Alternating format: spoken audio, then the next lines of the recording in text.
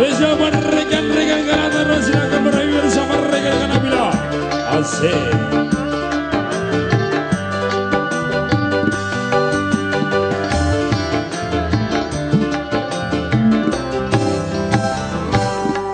Nelongso rasa jroning atiku yen kelingan esem gamuyumu swara gending tresno gawe kangen ning atiku tansah eling aku mreng sliramu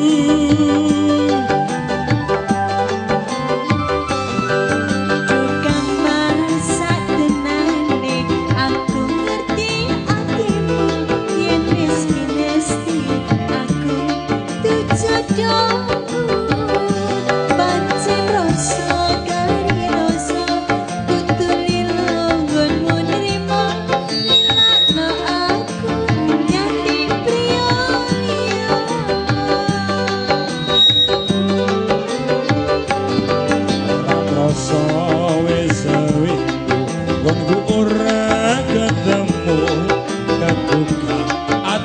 krungu suaramu aku mung bisa ndedonga warabono sing tresno muga bisa urip tentrem mulya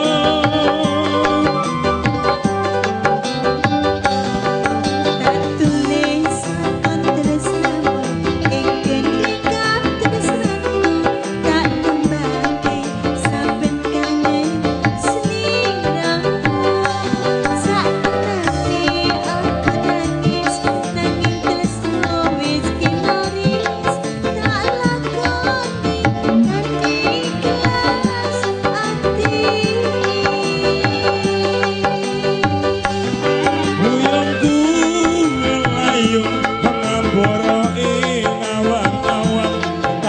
bisa nyandek aku membiso nyelam tumetes alungku merebas mili ono pipi opo pancen tresno iki ragu duweni wis liyano aku kamas wis cukup lahirno lelakon tresno iki bakal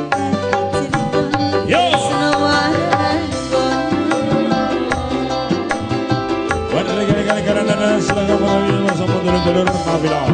Asik. Hey.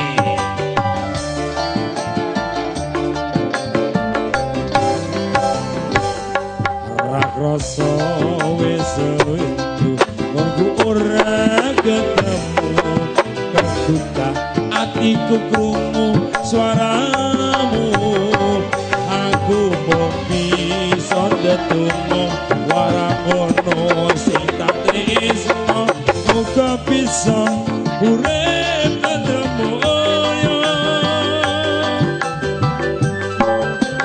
hey tak tulis aku tresnamu ing gendikap tresnamu tak tembake saben kangen sliramu saknane aku nangis nanging tresno wis kinaris tak lakoni kanthi ikhlas ati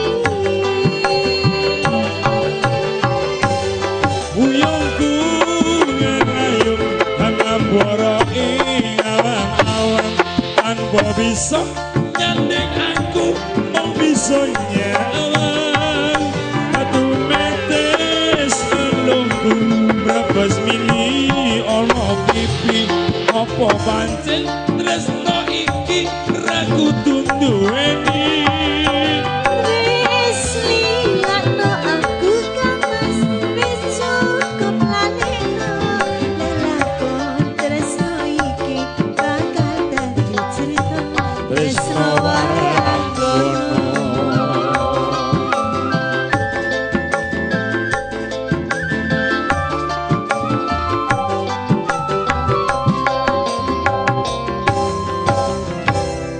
Oke, makasih penampilan satu persatu diatur bersama.